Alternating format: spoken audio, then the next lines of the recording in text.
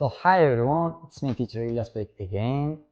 Today we're gonna have a very interesting thing, which is a few, a little, much, and a lot of. Yani assalomu alaykum, she'rlar. Bugungi mavzuyimiz juda ham bir qiziq mavzu bo'ladi. Ya'ni ingliz tilidagi oz degan so'zlar va ko'p degan so'zlarni turi, xili va qaysi holatda qanaqa ishlatilishini biladi. Demak, few oz, little oz, a few oz, a little oz. To'rala ozdan bir-biridan farqi nima? Hozir shunga to'xtalamiz. Demak, few oz biz uni sanaladigan otlarga ishlatamiz. Little oz biz uni sanalmaydigan otlarga ishlatamiz. Sanaladigan otlari countable nouns deyiladi ingliz tilida, sanalmaydiganlari uncountable deyiladi. Demak, sanaladigan otlarga few, sanalmaydiganlarga little. A few, a little. Bu ham xuddi shunaqa a few sanaladigan otlarga, a little sanalmaydigan otlarga nisbatan ishlatiladi. Sanaladigan otlar sanalmaydigan otlardan farqi nimada? Sanaladigan otlarda biz qo'limizda sanashimiz mumkin. Bitta kitob, ikkita kitob, bitta ruchka, bitta bola, ikkita bola deb. Lekin sanalmaydiganlarni sanayolmaymiz. Ular nima? Misol, suv bo'lishi mumkin. Bitta suv, ikkita suv deya olmayman. Shakar, bitta shakar, ikkita shakar deya olmaymiz. Biz ularni sanay olmaymiz. Hattoki ular qadoqlangan holatda bo'lishi mumkin yoki umumiy bitta guruh holatida bo'lgan holatida. Bir blok suv, ikki blok suv. Lekin suvni o'zini sanay olmaymiz. Bitta suv, ikkita suv deya olmaymiz. Demak, endi few bilan a few'ning farqi nimada? Va little bilan a little'ning farqi nima? Hozir shuni ko'rib chiqamiz. Little oz sanalmaydigan otlarga nisbatan oz degani, sanalmaydigan otlarga nisbatan oz degani va u ozu lekin yetmaydigan darajada, ya'ni uchiga bo'ygan. Misol ko'rishimiz mumkin, bakalavriskada shunchalik tagida ozgina suv qolgan. Bitta odamni chanqog'ini qo'yadigan darajada emas o'sha suv, ikkita chanqog'ingiz baribir qolmaydi, baribir chanqab turasiz. O'sha holatga biz little bo'ladi. Lekin bakalashkada 1 litrli bakalashka bo'lsa, yarmida suv turibdi, u oz hisoblanadi. Lekin bitta odamning chanqog'ini qo'ygizadigan darajada yetadi. To'g'rimi? O'sha holatlar uchun biz a little ishlatamiz. Misollarni ko'ramiz, kelinglar.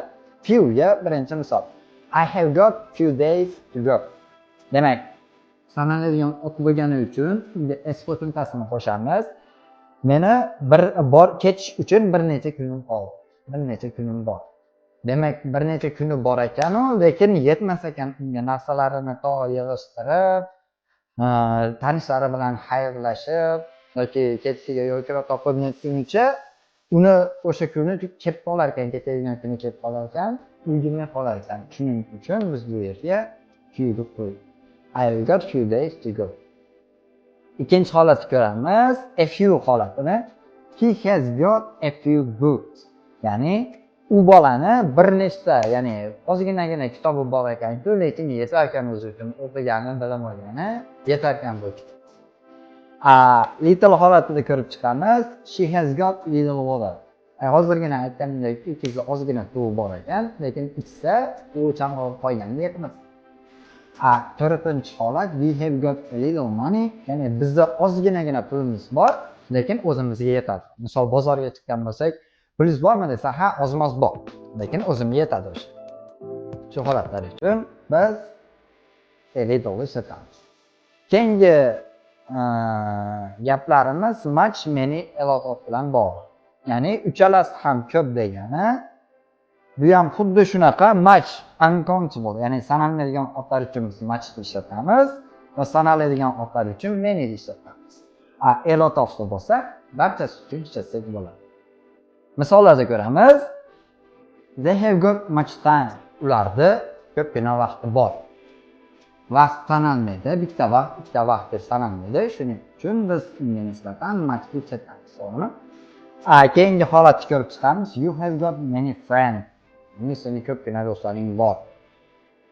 Va u sanaladigan otligi uchun uni oxiriga s qo'shimchasini qo'shamiz va you have got many friends. Do'stlar sanalishi mumkin. Meni bitta do'stim bor, meni ikkita do'stim bor, meni 7 ta do'stim bor.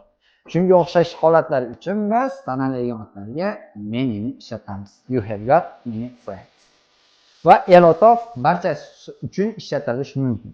Ya'ni it has got a lot of good things. Good things yaxshi narsalar. Yaxshi narsalar sanalishi mumkin. Bitta, ikkita yaxshi narsasi bor, bitta yaxshi narsasi bor. Misol kompyuter, telefon haqida aytmoqchi bo'lsak, telefonga itni ishlatyapmiz. It has got a lot of good things. Ya'ni telefonimda juda ham ko'p yaxshi narsalari bor. Uni naushniklari bor. Bundan tashqari yaxshi kamerasi bor, yaxshi xotirasi bor. Nimaga bitta, ikkita, uchta narsa sanayapman. To'g'rimi? Sanash mumkin. Bu holatlar uchun biz motofni ishlatamiz. Va bu sanalmagan otlarga nisbatan kelganini hozir ko'ramiz. You must buy a lot of milk. Ya'ni uyga mehmon keldi, ularga kofe damlash kerak, mehmonlar soni ko'p va bizga kerak. Biz shu holatda o'g'limizga pul beramiz, yo bo'lmasam ota-onangiz sizga pul beryapti, do'konga chiqib kelyapti, sizga aytyapti, you must buy a lot of milk. Ya'ni sen juda ham ko'p tuz sotib olishing kerak.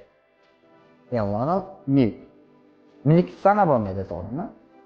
Bitta milk, ikkita milk, ularga ma'lum bir miqdor, ya'ni o'lchov miqdorlari kerak, litr kerak, bo'lmasam kilogramm kerak, shunaqangi holatlar uchun umumiy euro yoki you must buy much milk.